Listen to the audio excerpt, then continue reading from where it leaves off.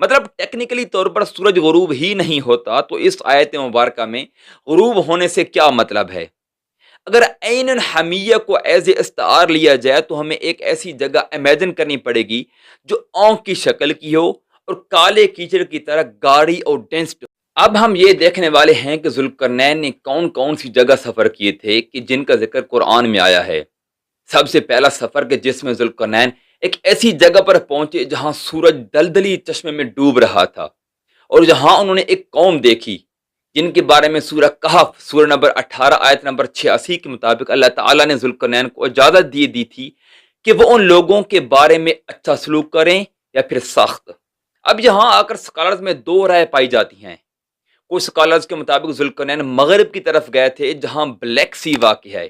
اور اس سمندر کے نام کی وجہ سے یعنی بلیک سی کی وجہ سے یہ سمجھا جاتا ہے کہ ذوالقرنین وہاں پہنچے تھے جہاں سمندر کے پار سورج ڈوبتا ہوا دکھائی دیتا ہے۔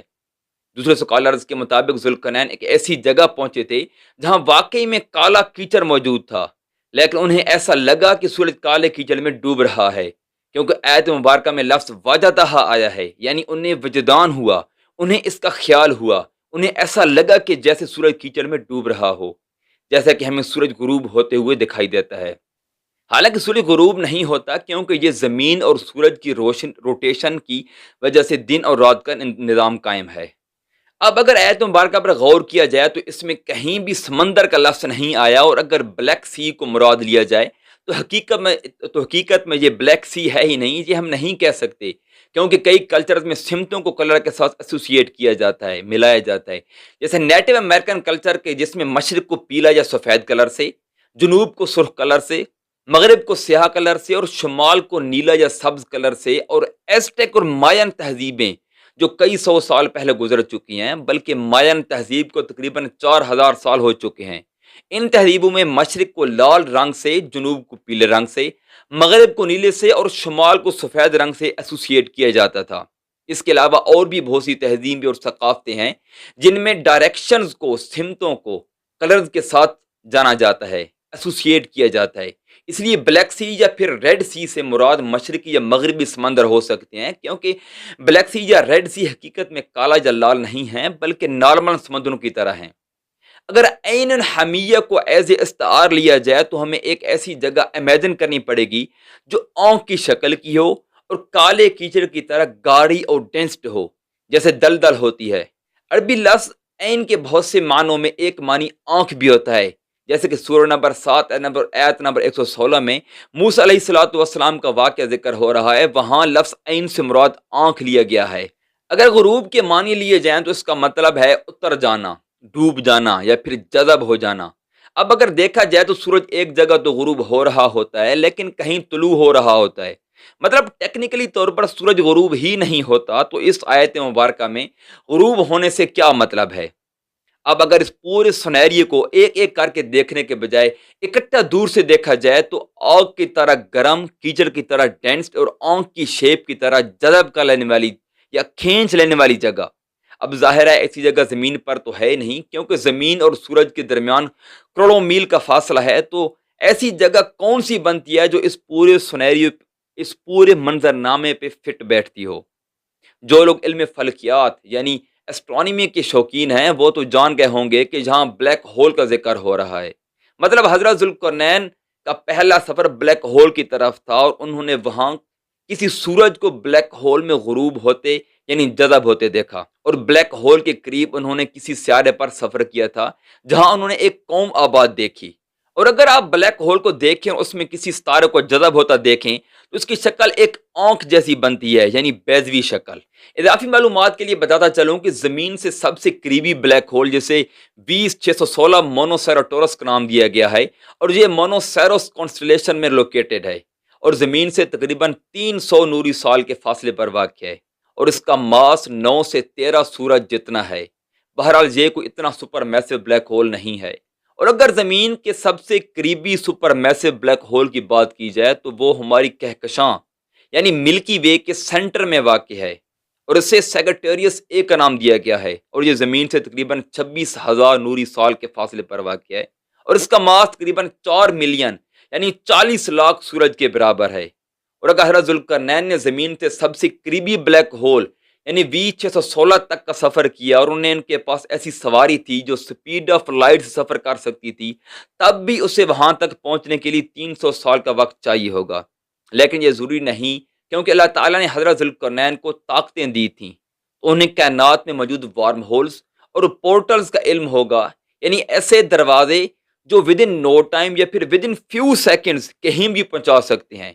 بہرحال یہ میری ذاتی رائے ہے اور اصل حقیقت اللہ تعالیٰ ہی بہتر جانتے ہیں۔ اب کئی لوگ یہ سوچیں گے کہ اللہ تعالیٰ نے صاف الفاظ میں بلیک ہول کا ذکر کیوں نہیں کیا؟ تو دوستو، بات یہ ہے کہ قرآن کریم کا یہ اعجاز ہے کہ یہ نازل ہونے کے بعد سے لے کر تا قیامت ہر دور کے ادب پر ان کے انٹلیکچوئل لیول پر بالکل کھرا اترتا ہے۔ تو بلیک ہول کو جس کو تقریباً آج سے 50 سال پہلے نام دیا گیا، تو 1400 سال پہلے جس لفظ کا وجود ہی نہیں تھا یا پھر جس چیز کے بارے میں کوئی انسان جانتا ہی نہیں تھا، تو اس کا ذکر اس طرح نہیں کیا گیا، بلکہ اس کا ذکر اس وقت کے انٹلیکچوئل لیول کے حساب سے کیا گیا۔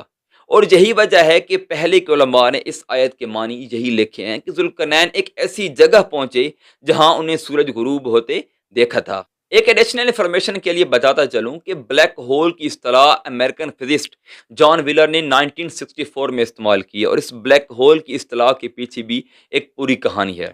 بنگال کے حکمران نواب سراج الدولہ نے 1756 میں فورٹ ولیم نامی ایسٹ انڈیا کمپنی کے قلعے پر قبضہ کیا اور وہاں ایک 14x18 کے کمرے میں ایک اندازن کے مطابق 60 سے 120 انگریزوں کو قید کیا، اور کہا جاتا ہے کہ اس کمرے سے ایک شخص بھی زندہ باہر نہیں نکلا، اور یہ کمرہ کلکتہ کے بلیک ہول کے نام سے مشہور ہوا۔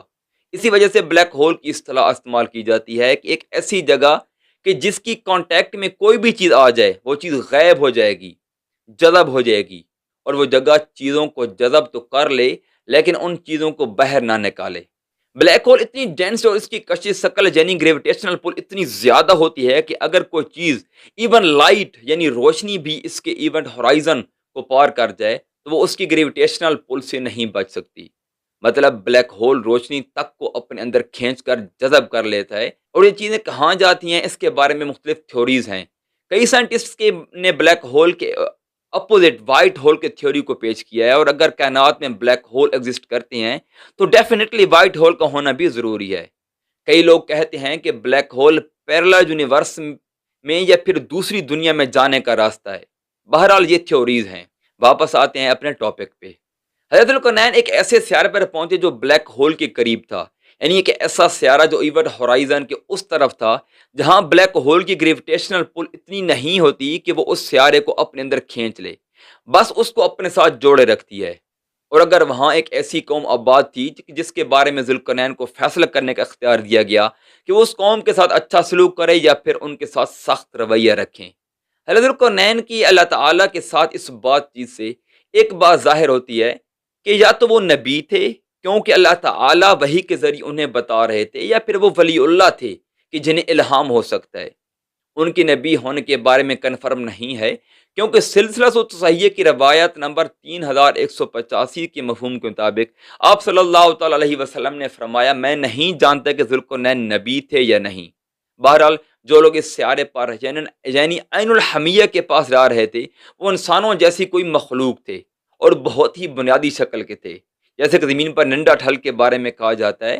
کہ وہ جو بھی مل جائے کھا جاتے۔ ان کے اندر اچھائی برائی کی تمیز نہیں تھی، لیکن جو لوگ عین الحمیہ کے پاس رہ رہے تھے ان کے اندر اچھائی برائی کی تمیز تھی۔ اس لیے ذوالقرنین کو یہ اختیار دیا گیا کہ وہ ان کے ساتھ سخت رویہ رکھیں یا پھر نرم رویہ، اور اس لیے ذوالقرنین نے کہا کہ جو ان میں اچھا کرے گا اسے انعام دیا جائے گا اور جو برا کرے گا اسے سزا دی جائے گی۔ اس سے آگے اس سیارے پر کیا ہوا اس کے بارے میں کوئی ٹھوس ثبوت نہیں ملتا۔ بہرحال اس کے بعد حضرت ذوالقرنین نے اپنا دوسرا سفر شروع کیا کہ جس میں وہ ایک ایسی جگہ